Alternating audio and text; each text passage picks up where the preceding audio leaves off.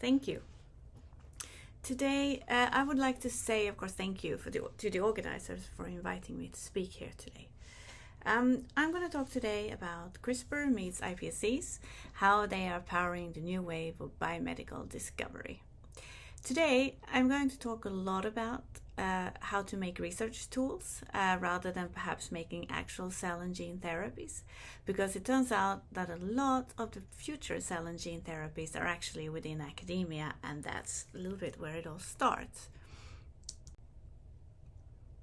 So as you can see here on the left, this is just an estimation of the market value of cell and gene therapies. This was put out in 2021 already, and now we're already almost in 2026, and you can see that both cell and gene therapies are massively increasing.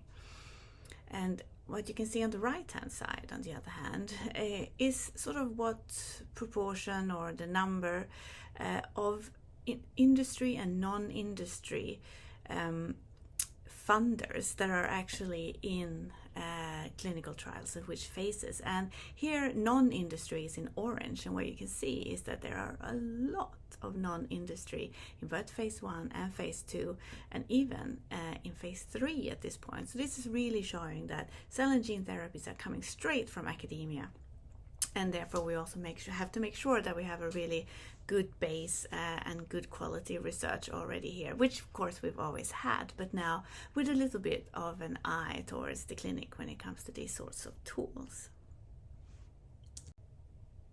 And here, as a bit of an example or self-promotion of Lund University, I would like to show you the example of the clinical trial STEM PD, which I've just done there first in human, with Professor Malin Parmar being the project lead here.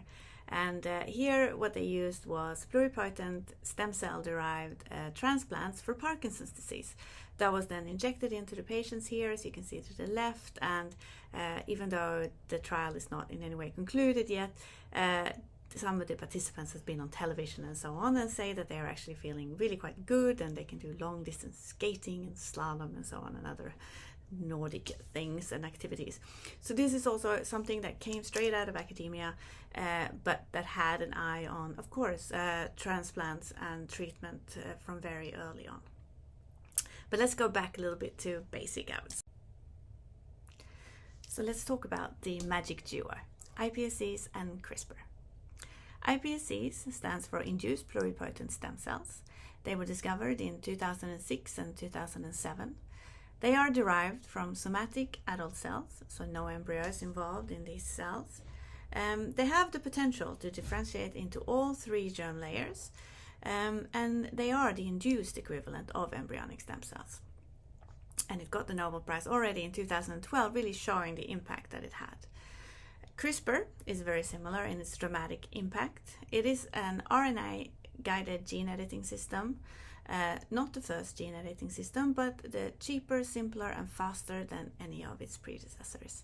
And it was discovered in 2012 and got the Nobel Prize already in 2020, already showing how much this also has an amazing impact. So iPSC is indeed a revolutionary tool. The way that you sort of produce these cells is that you take somatic cells from patients or donors, you take skin or blood or urine, and then you reprogram them and make them into iPSCs with these special Yamanaka factors. The good thing about this is that you can use human cells, so human tissues, human model systems.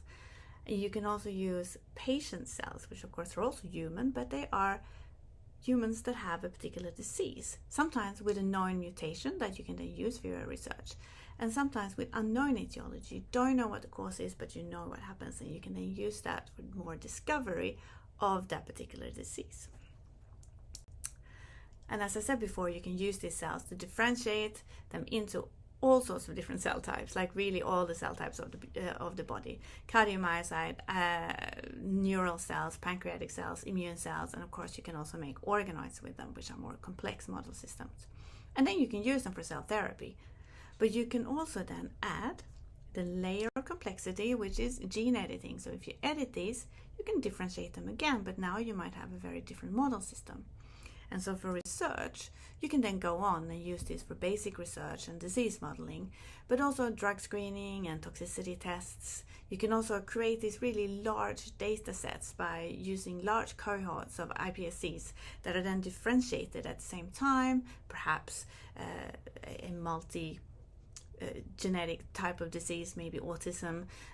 You can then differentiate all of these in one go. You have very large data sets which are all analyzed at the same time and put together. So you can really have these big cohorts and multi-omics being used by this. Is a great opportunity for the future.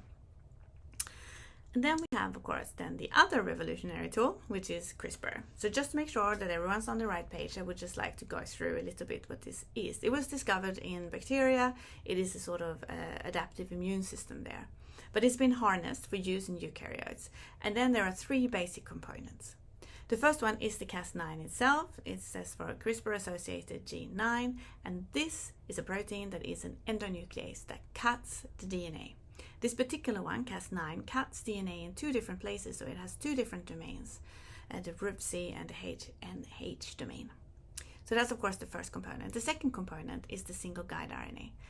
This is the part that guides the Cas9 to a very specific part of the genome. It's sequence guided, and so therefore it is complementary to the DNA, and then the other part of it binds the Cas9 to the DNA. And the third component, which is not really an external one, but rather a component of the DNA itself, is that there needs to be a PAM sequence. It's called protospacer associated motif, which in the case of Cas9 is NGG, so anything GG. And that is needed for the Cas9 to actually bind to the DNA in the first place. But this is how it all works, basically by guiding the Cas9 to this very specific place. And very early on in the CRISPR history, there were mutants created because there were two different nuclease domains, so you could mutate them separately or both at the same time. So we have the wild type, nothing is mutated. Then we have the nick cases, which one of the nuclease domains have been mutated, so it only nicks the DNA. And this is what's used mostly for base and prime editing, but also some other gene editing.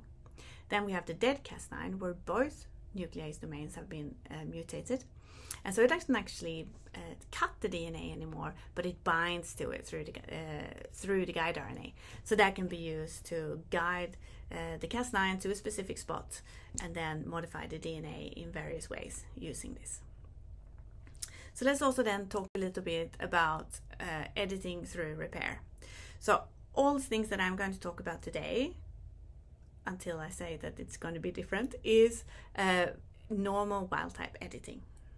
So what you do have, basically this is how it works, how all gene editing more or less works. You have intact DNA, you add your editing components, which can be added as an RNP, so a protein plus the RNA as a plasmid or as a virus, and then that creates a double-stranded break, and then the cell tries to repair the double-stranded break, and then the cell does that in two different ways. It can use two different pathways. One is the non-homologous end joining, which we can see here a little bit, like this is the non-homologous end joining, and this is a pathway that's a little bit error prone. So therefore, when it repairs, it does it not completely scarless. So instead, what we normally get is some sort of indel, so insertions or deletions, that then often leads to gene disruption. The other pathway is HDR, or homology directed repair, in which case the DNA is repaired with the use of a repair template, which can be supplied by the researcher. So that means that you can now alter the DNA by inserting specific sequences or by making sure that the repair is done in a very specific way. And using these two repair pathways that we then take advantage of, you can create all these different types of edits in the DNA. So you can create knockouts using the non-homologous end joining, and then using the repair template, you can correct a mutation, induce a mutation, tag a protein, create a gene reporter, insert a new gene, remove a whole gene, remove an exon. You can basically rewrite the DNA as you want. And this, of course, is not the case just in iPSCs, but in all cell types. But now we're going to focus a little bit on the iPSCs, so we're going to go back there. So even though iPSCs are excellent cells, doing all sorts of amazing things, they can also be a little bit challenging, shall we say. they're very sensitive cells. They have a high propensity to no longer be iPSCs, basically. So in order to first get a cell that is iPSC, it has to have the right morphology, has to grow in a certain pattern, has to be pluripotent, obviously. It has to be able to give rise to all the 3 different germ layers, which is the definition. Has to be fully reprogrammed. This is hard to check, but it is important that it is really fully reprogrammed, so it doesn't retain any epigenetic memory from the sort of host cell or mother cell. And this we are getting better and better at reprogramming, so this is getting better and better, of course. It has to have a correct and stable karyotype, and general genomic integrity has to be good, and it has to still be in the undifferentiated state. All of these make the cell a bona fide iPSC. But unfortunately, it doesn't always stay like that. It has a great risk of turning towards spontaneous differentiation, pluripotency drift, and genomic alterations. They are indeed quite sensitive, and all of these things can be done by passaging, growing them too confluently, maybe not enough confluence, overgrowing and splitting them in the wrong way, and so on. So they are quite sensitive, but also, of course, passaging is very important. So this is already something that always lies over iPSC work. And then you add on that the complexity of the gene editing. So here you have to deal with then the off targets that can happen, this thing called allelic dropout, which I will talk about, and also potential toxicity of the components themselves. So basically, when we do genome editing, you turn them into edited iPSCs, and then you have all these different controls that you need to do after you have sequence verified it. And that's like difficult to navigate. So we're going to talk a little bit about when to do them and why and so on. But before we start, I would like to really insist on people knowing about the standards for human stem cells use in research, which is guidelines from the International Society for Stem Cell Research. They really help you on how to grow your iPSCs and which quality controls to use. I also recommend that you start editing a cell line that is coming from a master cell bank, so that you know exactly what you have in your cells.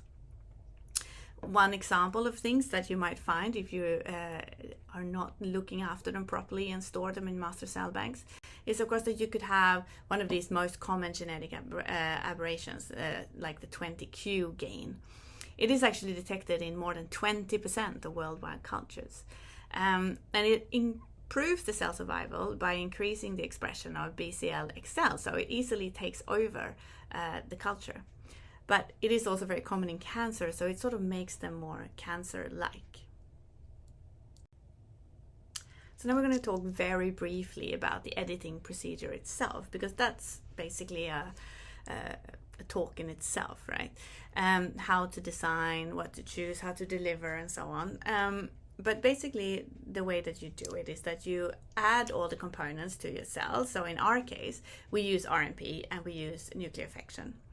And then you add it to the cells, and then you let them recover and expand, and then you do an estimation of how well the edit actually worked. You do this in the bulk population, so you don't have to go clonal at first. So what you do then is most of the time what we use is a deconvolution of Sanger sequencing traces. So you do a Sanger sequencing, and then you use a deconvolution software, which then tells you how successful you are. So in this case here that we have HDR 63%. So basically this is the edit that we wanted to achieve with the repair template. 63% of all the alleles have this. 25% were not touched at all, so they were not edited, and then 12% we now have indels of various kinds, meaning that they are now basically knockouts. Then this worked pretty well, so then you go on to the clonal expansion, and then the number of clones you need is a little bit guided by how the bulk editing went. And then you need to select which clones to go ahead with. And here, looking at the morphology and the growth pattern is super important. They still need to be iPSCs. They have to grow in special colonies. They have to have, the dense, like large nuclei and so on. So you only pick the ones that look good. We don't care if they're correctly edited if they are not looking like iPSCs. And then you send them for sequencing, and then you look how it works. And if you want to go into this in more detail, I will suggest that you go and look at, for example, this workflow. It's STAR protocol from my colleagues in Berlin by Sebastian Wicke. And here you can go in all the details on how to perform a gene edit in iPSCs. So what we are going to talk about a little bit is more about what QC do you need to do after, so you make sure that you're doing your research and then maybe potentially doing some sort of downstream cell therapies, much downstream, but still with a cell that actually is what you think it is and is an iPSC and is not going to interfere with downstream differentiation and so on. So you have done the edit, you have sequence verified your clones. So now first what we're going to do is look at the morphology and growth pattern. Now if you've done the way that I told you, you've already done that. You know that they're good, they are growing like iPSCs. Excellent. Then we move on to investigating the genomic integrity. And we're going to do that in two different ways. First by looking at copy number variation analysis and G-banding. These are two things. You're looking at the overall genomic integrity of the cells, right? So molecular karyotyping, which in this case is a CMV analysis via SNP array. And then you have one that is more commonly used perhaps, but a different type of analysis, which is cytogenetic karyotyping or G-banding. So molecular karyotyping detects genomic gains and losses, and that comes out as copy number variations. It detects duplications and deletions, of course, and unbalanced translocations. However, what it does not detect is balanced translocations and insertions and inversions, because these are copy number neutral events, so you will not see them. G-banding, on the other hand, only sees things that are larger than 5 to 10 megabases. But it does, of course, find everything that is unbalanced, inversions and so on, because it's not you can see it from the G-banding itself. So these are really complementary, and you will see that also in a little while. So if we just look at the CMV, so the copy number variation. So what you need to do here is that you have to have a cutoff. Otherwise, it's just not reliable down to the smallest number. So we don't, as all analysis, of course, you have to have a cutoff where you decide it's no longer reliable. So what we do is that we basically, everything that is larger than 400,000 base pairs is considered to be a reportable variation, which leads to a sort of fail of that particular clone. Then we also look in these iPSC hotspot regions. These are regions which are very commonly known to have some sort of copy number variation, such as the 20q that we were talking about before. We look at a few others, and here we look specifically to see if there is a call in there, a copy number variation in there, and even if it's not more than 400,000 base pairs, we don't really want to use it. So that also leads to a fail, shall we say, in our clones. So then we go, okay, this is why, how we do it, and this is why we're doing it. The reason is that we actually get a lot of clones that fail this genomic integrity test. If you look to the left here, you can see that we have about 11% of all clones actually fail this test, which is in itself quite a lot. But then even more, if you look at some cell lines, they have a much, much higher failure rate. So there's some sort of inherent genomic instability in these lines. So we can get up to like 50% of the clones actually failing. But some of them are still fine, so we can move on. Next step is then to look at the G-banding. So what we do is that we first do the CMV analysis, and then for the ones that have passed, we move on to G-banding. And what you can see here that even though they have passed the CMV analysis, they actually, some, like 4%, still fail the G-banding, showing that these are complementary and you actually probably should do both. The next type of genomic integrity analysis that you need to do or consider is, of course, the off-target. So when the guide RNA, because of its sequence homology or sequence similarity to some other regions in the genome, it could cut in some other places as well. And there are different ways to look for this. So you can look for the top 5 candidates with Sanger sequencing in each clone. You can also do things like circle-seq, gram-seq, and so on, which are more genome-wide things. And of course, you can look at whole genome sequencing or exon sequencing. But for most labs, that is like a little bit too expensive. So instead, what you can do, there are going to be off-targets for sure. But in order to minimize the off-targets, there are a few things that you can do. First of all, you can optimize the guide RNA selection, so you pick one that has low off-targets predicted. You use a high-fidelity Cas9, and you use RNP, because that is also showing that the less time the Cas9 and the guide RNA are in the cell, the less off-targets it creates. And if you're really concerned, then you can of course repeat the edit with another guide, because no guide has the same off-target. So if you then see the same effect with both, you know that that is not caused by an off-target. This is very similar to like small hairpins or so on. But we check our clones with the top 5 predicted Sanger sequencing, and what we get is about 2% has an edit in one of these regions. Very few of these regions are actually, though, anything that is likely to cause a problem. We try to always avoid the ones that have exon cutting and so on, so very unlikely that they're actually causing any real problem, but of course you never know. Next QC we would like to look into is this, which I call edit-specific tests. So they are tests that you need to do depending on what type of edit you've just performed. So we have the homozygosity test for clones that are homozygous, heterozygosity, and knockouts. So we start with the true homozygosity. This paper was published now a few years ago, and that was a bit scary for the gene editing community. Basically what they're saying is that cell lines that had been gene edited and thought were homozygous in their edits were not. They were hemizygous. One of the alleles had actually dropped out. So there's been like an on-target event which has removed a large proportion of the DNA in that region. So how that can be is of course that when you have, so often we check with Sanger sequencing, right? And if you have a homozygous edit, you have only one peak in the region of interest. So that's all makes sense. If you have a heterozygous, you have 2 peaks. That makes sense. If you have a hemizygous, and depending a little bit on where the primers are sitting, but if you have a hemizygous, you only have 1 copy. But the trace looks exactly like homozygous one. So that's why this was not really detected in the beginning. So you need to have another system to look at that. And of course, you can look at it using the CNV analysis that we talked about before, but often I think these things are a little bit smaller and not always detected here. So what we used to detect this in our hands then was it's a TACMAN assay. It's not perfect for sure, but it's reasonably easy to perform. We set it up first to make sure that we could indeed detect differences using the X chromosomes, so we could basically genotype the cell lines based on this copy number.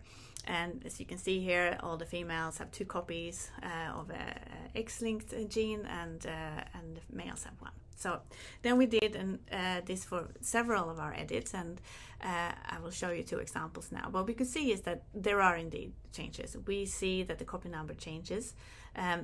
In about 10% of all our clones, we see that there is some sort of copy number change.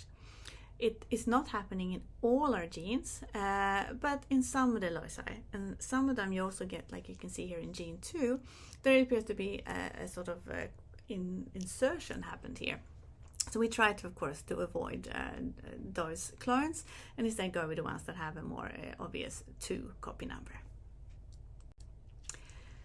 The next one, which is a bit simpler but nevertheless important, is if you have a heterozygous clone. So if you want to create a heterozygous edit, your trace will come out with 2 peaks, which is fantastic. But if you had a mixed clone from the beginning and one of them is edited and the other one is not, you would also get a double peak sequencing trace. So therefore, to make sure that you do indeed have a heterozygous and not a mixed clone, you need to subclone it and then sequence all the clones again and make sure that all of them have the double peak. This happens a little bit more or less often depending on which method you are using, but nevertheless something to consider. The next thing to consider is if you're making a knockout. So here it's a little bit of a different type of QC. So what you do when you create a knockout is, of course, you look at the DNA and you can see through Sanger sequencing that yes, we have a deletion here, for example, that creates a frame shift. So this should theoretically be a knockout. But nothing can really be considered a knockout until you validated it using the absolute best with protein.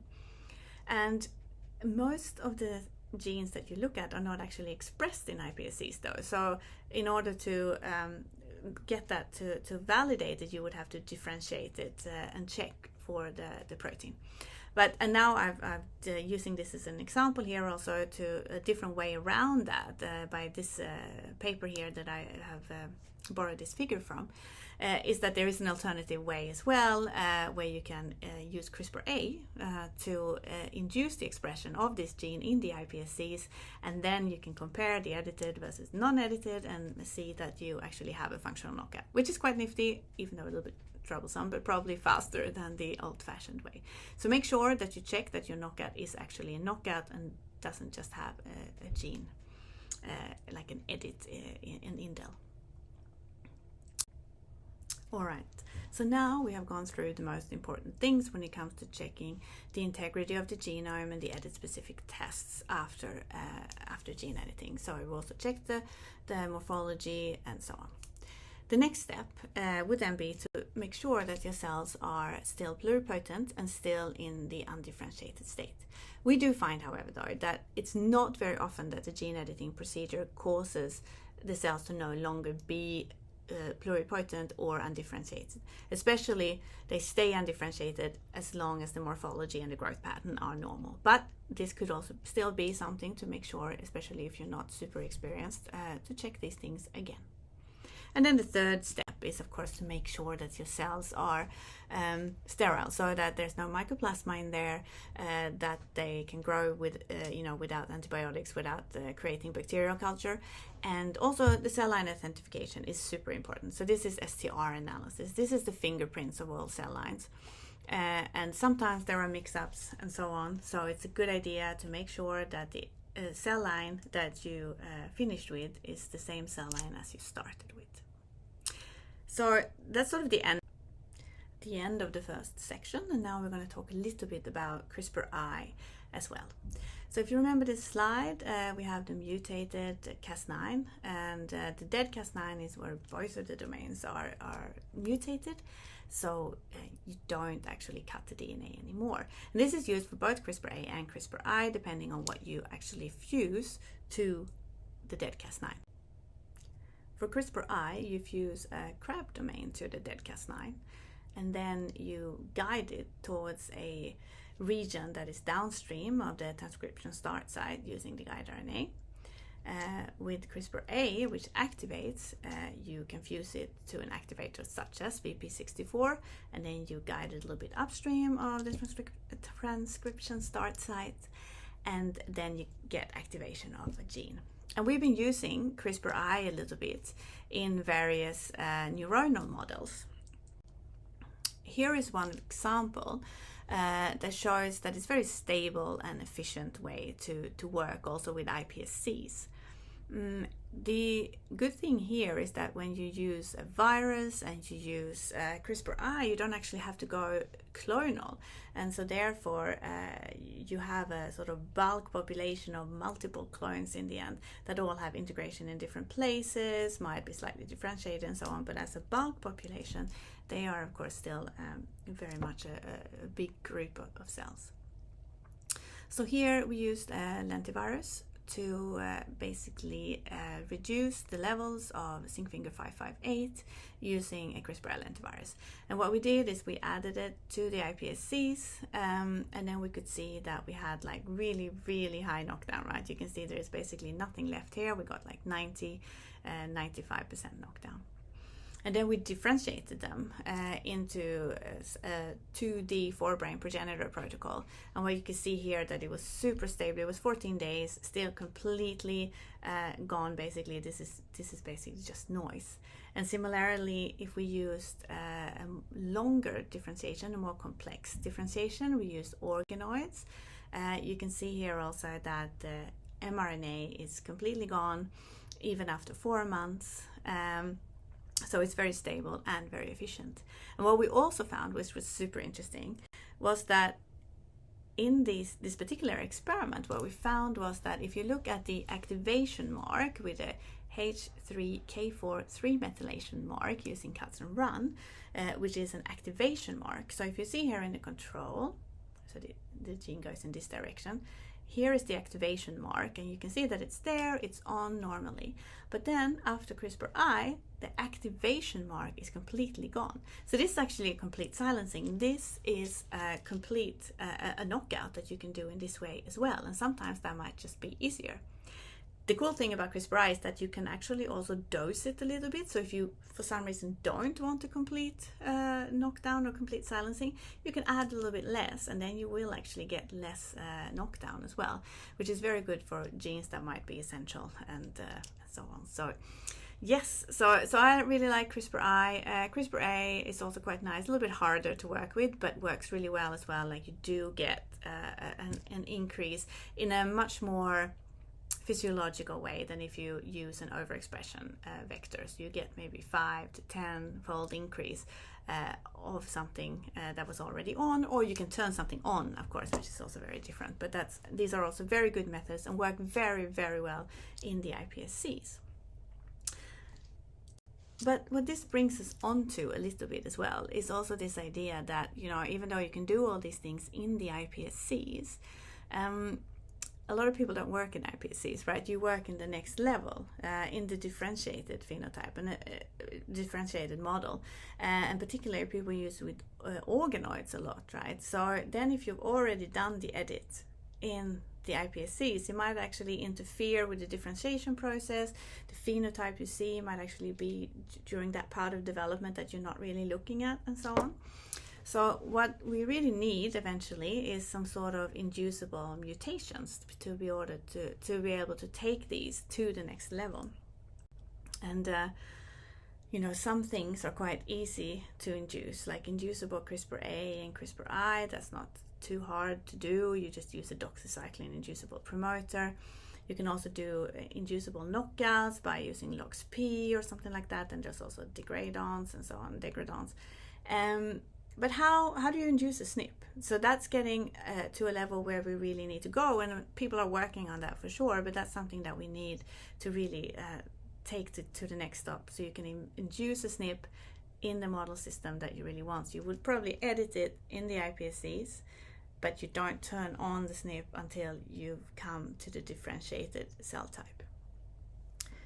And with that, I would like to then make sure that I promote core facilities a little bit, since I am running a core facility, especially when it comes to things like iPSCs and gene editing. It's very expertise driven and a lot of routine workflows involved. It's not a bad idea to find a core facility to help you a little bit in various ways. That could be that they could provide the services for you, or they could just help you with education, iPSC courses, troubleshooting, and so on. We like to think that we are the keepers of quality, that we try to really have high standards to make sure that we keep this field as reliable as possible. And so you can always come to core facilities. It is, of course, also extra hands, and you can use us to save money because you don't have to employ a postdoc. Instead, you can just pay for the services. So I think it's important. So please find your nearest core facility and talk to them. There are many of them all over the world. So with that, thank you for listening. This is the team that is working with me currently. We're at Lund University in Sweden, and yeah, you can scan for our website here if you would like. So thank you very much for your time today.